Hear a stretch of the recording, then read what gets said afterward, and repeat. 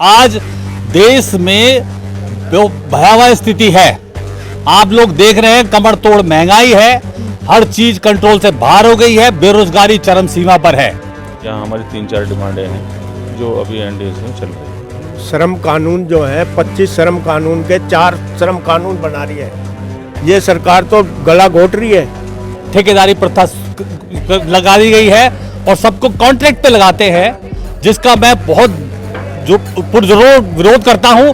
5-6 साल में कानून बहुत बदल गए, श्रम कानून सारे बदल दिए। हमारी लड़ाई यही चल रही है कि किसी तरह से हमारी फिक्सेशन हो।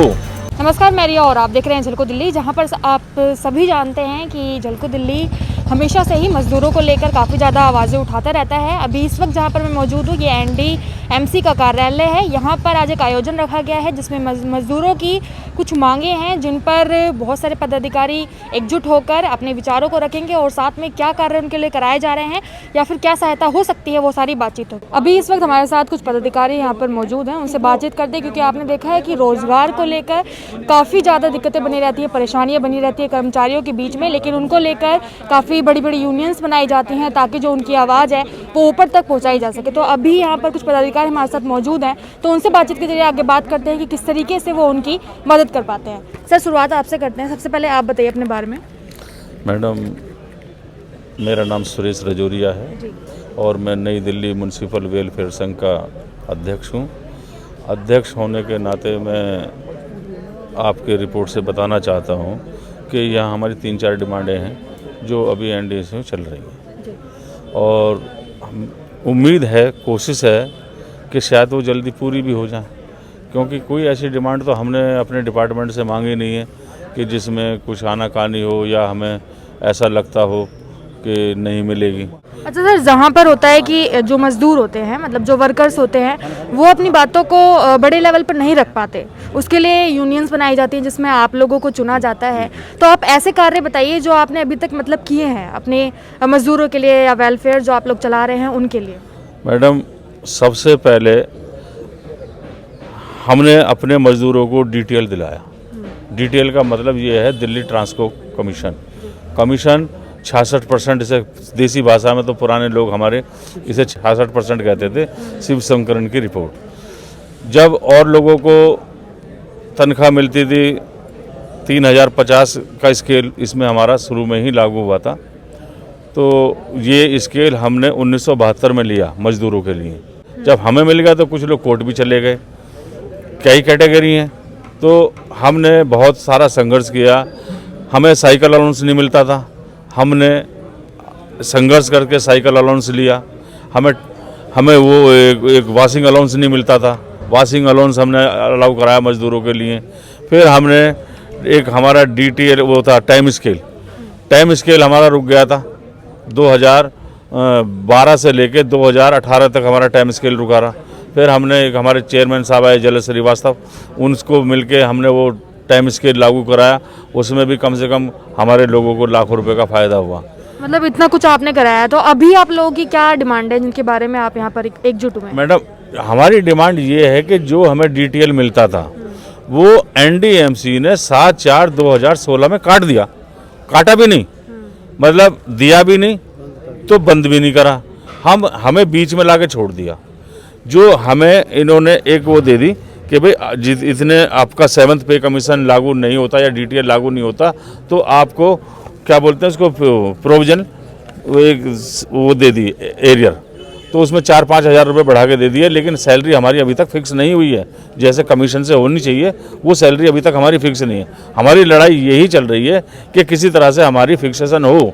और डीटीएल का मुद्दा अभी जैसे मैंने बताया, डीटीएल का मुद्दे के लिए ये तो राजी हैं, ये कहते हैं हम राजी हैं, लेकिन वो पिछले अधिकारी थे जो स्केल को ख़राब कर गए कि जो चीज़ एक बार मिल जाती है वो कटती कभी नहीं है, चाहे वो अपने स्केल कुछ भी बनाए। अभी डीटीएल से हमें 3% का फ़ायदा आया। भाई हमने तो ये कहा है आप हमें 3% दे दो, 2.5% दे दो, जो वहाँ से मिलता है हमें 1 रुपये का फ़ायदा होता है 1 रुपये दे दो, लेकिन हमें चाहिए डीटीएल। हम 7th पे कमीशन में नहीं जाएंगे।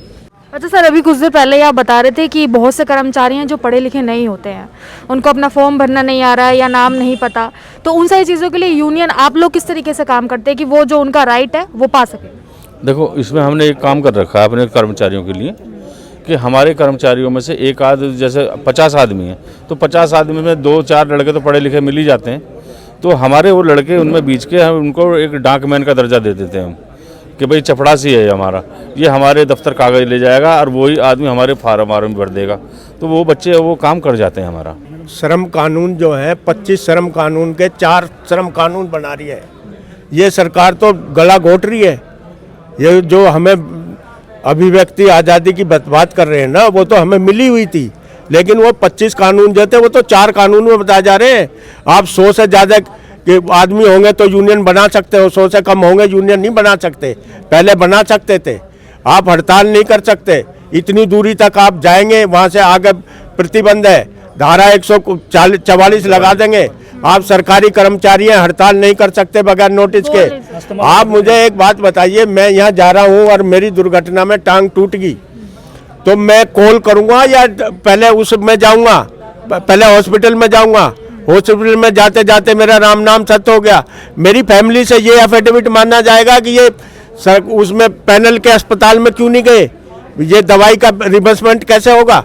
सब चीज़ की वो है, ऐसे नहीं है। ये जो है चल तो बहुत कुछ रहा है, 5-6 साल में कानून बहुत बदल गए, श्रम कानून सारे बदल दिए हैं। अभी तो ऐसा नहीं है। हम अब जैसे आप यूँ कह रहे हैं कि वो बोल नहीं सकता मजदूर, कैसे बोलेगा? वो 7 बजे आता है, मान लिया उसके घर से कोई आ गया या कोई ज़रूरी है, ASI को ढूंढता फिरेगा, वो पहले कहाँ जाएगा? अगर वो चला गया तो उसकी गैरहाजिरी होगी। आज देश में जो भयावह स्थिति है, आप लोग देख रहे हैं, कमर तोड़ महंगाई है, हर चीज कंट्रोल से बाहर हो गई है, बेरोजगारी चरम सीमा पर है। मैं एनडीएमसी के परिप्रेक्ष्य में बोलूंगा, पिछले 35 साल से मैं एनडीएमसी से जुड़ा हूं, मैं भी एनडीएमसी में कर्मचारी रहा हूं, मैंने रिजाइन किया था आपसे 30 साल पहले। तो एनडीएमसी में हम लोग एक एंट्री होती थी जिसको आप मस्ट्रोल सिस्टम था हमारे यहाँ एक, उसमें हमारे 4th क्लास कर्मचारी जो कम पढ़े लिखे बच्चे थे, वो हमारे डिपार्टमेंट जैसे कि सफाई कर्मचारी, जैसे कि माली, बेलदार, खल्लासी, उनको हम लोग डेली वेजेस पे जॉब दिया करते थे। कांग्रेस के शासनकाल तक ये चलता रहा, 2013 तक। तो अब पिछले 7 साल में एनडीएमसी में परिवर्तन ये हुआ है, ये अच्छे दिन आए हैं कि वो मस्टोल की नौकरियां जो डेली वेजेस काउंट करके 500 दिन के बाद उनको रेगुलर किया जाता था, अब उनको सबको पेट पे लात मार दी गई है, ठेकेदारी प्रथा लगा दी गई है और सबको कॉन्ट्रैक्ट पे लगाते हैं, जिसका मैं बहुत जो पुरजोर विरोध करता हूं। और मैं इन सभी कर्मचारी संघ जितने भी यूनियन वाले हैं, गंगाराम जी हैं, सुरेश जी हैं, बाबूलाल भुरंडे जी हैं, ये जितने भी लोग यूनियन चलाते हैं, मैं सबसे कहता हूं कि आप सब एक झंडे के तले आकर के आप इस कॉन्ट्रैक्ट प्रथा का विरोध कीजिए। एनडीएमसी में कॉन्ट्रैक्ट प्रथा नहीं होनी चाहिए थी। आज जो है बीजेपी की सरकार और केजरीवाल की सरकार मिलकर के शोषण कर रहे हैं कर्मचारियों का। तो ये देख रहे थे आप पूरी रिपोर्ट, क्योंकि जहाँ पर आप सभी जानते हैं कि मजदूर वर्ग हो या फिर नीचा तबका हो, अक्सर अपनी आवाज़ को नहीं उठा पाते हैं। ऐसे में ज़रूरत हो जाती है कुछ मंचों की या फिर कुछ अधिकारियों की। तो वहाँ पर आपने देखा कि किस तरीके से हाल फिलहाल में या फिर कहीं बहुत लंबे समय से इन उम्मीदों से इनको बिठाया जाता है गद्दियों पर कि ताकि उनकी आवाज़ आगे तक पहुँचाई जा सके। तो अभी इस खास रिपोर्ट पर आपकी क्या राय है? क्या मजदूरों के साथ होने वाला शोषण कब तक होता रहेगा या फिर जो सरकारें हैं उसमें कोई बदलाव भी लेकर आ पाएंगे? तो इस पर आपकी क्या राय है वो आप जो बता सकते हैं। साथ ही मैं सब आपका बहुत शुक्रिया। मैं रिया, कैमरा पर्सन राजा के साथ, झलको दिल्ली।